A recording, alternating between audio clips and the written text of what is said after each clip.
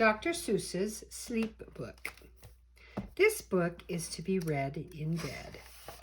Dr. Seuss's Sleep Book. The news just came in from the county of Keck that a very small bug by the name of Van Vleck is yawning so wide you can look down his neck. This may not seem very important, I know, but it is, so I'm bothering telling you so. A yawn is quite catching, you see, like a cough. It just takes one yawn to start other yawns off.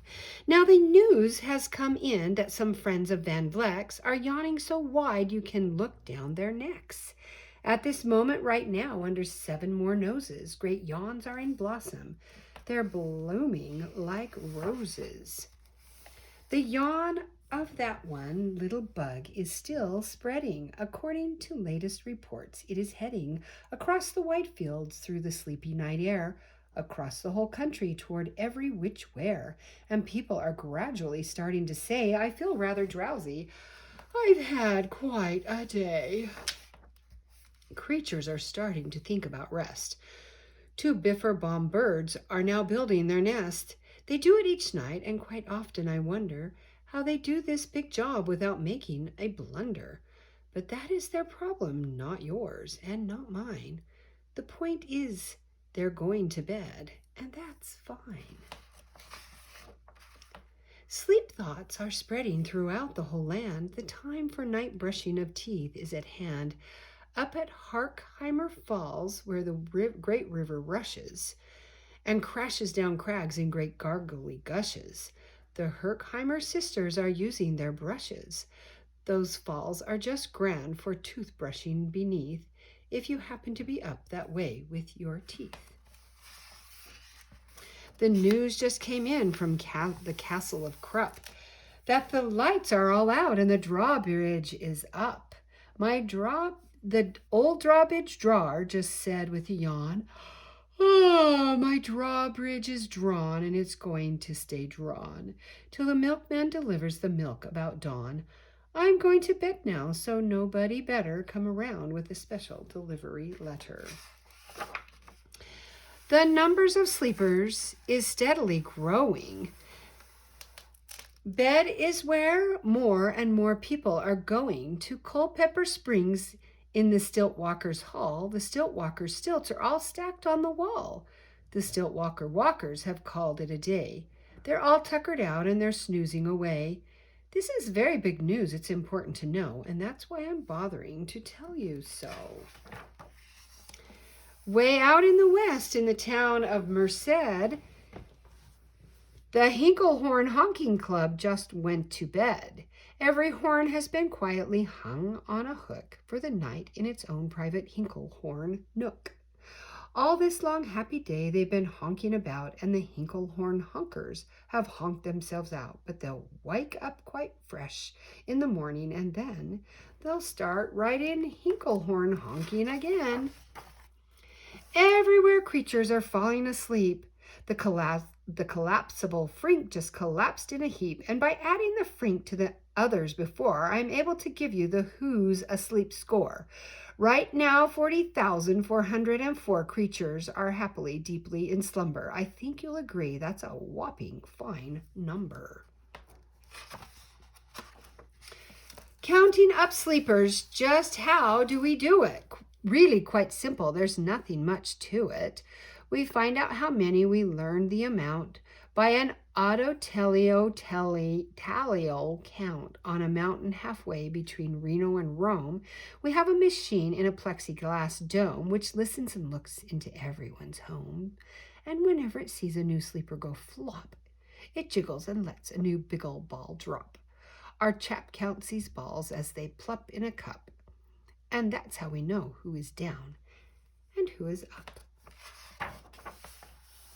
Do you talk in your sleep? It's a wonderful sport, and I have some news of this sport to report. The world champion sleep talkers Joe and Mo Red Zoff have just gone to sleep, and they're talking their heads off for 55 years now. Each chattering brother has babbled and gabbled all night to each other. They've talked about laws, they've talked about gauze, they've talked about paws, they've talked about flaws. They've talked quite a lot about old Santa Claus. And the reason I'm telling you this is because you should take up this sport. It's just fine for the jaws. Do you walk in your sleep? I just had a report of some interesting news of this popular sport. Near Finnegan Fen, there's a sleepwalking group, which not only walks, but it walks a la hoop. Every night they go miles. Why they walk to such length, they have to keep eating to keep up their strength. So every so often one puts down his hoop, stops hooping and does some quick snooping for soup. That's why they are known as the Hoop Soup Snoop group. Sleepwalking, too, are the curious crandalls who sleepwalk on hills with assorted sized candles. The crandalls walk nightly in slumbering peace, in spite of slight burns from the hot dripping grease. The crandalls wear candles because they walk far, and if they wake up, want to see where they are. Now the news has arrived from the Valley of Vale that a Chippendale mupp has just bitten his tail, which he does every night before shutting his eyes. Such nipping sounds silly, but really it's wise. He has no alarm clock, so this is the way he makes sure that he'll wake up at the right time of day. His tail is so long he won't feel any pain till the nip makes the trip and goes up to his brain. All the way up. Bing. In exactly 8 hours, the Chippendale mupp will at last feel the bite and yell, ouch, and wake up. And Mr. and Mrs. J. Carmichael Crocs have just gone to bed near the town of Fort Knox, and there, by the way, have the finest of clocks. I'm not all sure that I quite understand just how the thing works with the one extra hand, but I do know this clock does one very slick trick. It doesn't tick-tock. How it goes is talk-tick. So it ticks in its talker and talks in its ticker. It saves lots of time and the sleepers sleep quicker. What a fine night for sleeping. From all that I hear, it's the best night for sleeping in many a year. They're even asleep in the Zweiback Motel, and people don't usually sleep there too well. The beds are like rocks, and as everyone knows, the sheets are too short. They won't cover your toes, so if people are actually sleeping in there, it's a great night for sleeping. It must be the air. It's a great night for snorers. I just had a report of some boys who are tops in this musical sport. The snortiest snorers in all our fair land are Snorter McPhail and his Snore-a-Snort band. This band can snore Dixie and Old Swanee River so loud it would make 40 elephants shiver. The loudest of all the boys is McPhail. He snores with his head in a 3-gallon pail. So they snore in a cave 20 miles out of town. If they snored closer in, they would snore the town down. Do you know who's asleep out in Funa Laguna? 2 very nice Funa Laguna baboona. We've added them to our Who's Asleep count, which has actually grown to a really amazing amount. Exactly 8,808 creatures are sleeping now. Isn't that great? Jed is in bed, and the bed of a Jed is the softest of beds in the world, it is said. He makes it from pom-poms he grows on his head, and he's sleeping right now on the softest of fluff, completely exhausted from growing the stuff. The news has come in from the district of Doff that 2 oft are asleep, and they're sleeping aloft. And how are they able to sleep off the ground? I'll tell you. I weighed one last week, and I found that an oft is so light he weighs -1 pound. Someone please pull at 8 a.m. Thanks. This one too, please. Bing, bing. A moose is asleep. He is dreaming of moose drinks. A goose is asleep. He is dreaming of goose drinks. That's well and good when a moose dreams of moose drink juice. And nothing goes wrong when a goose dreams of goose juice.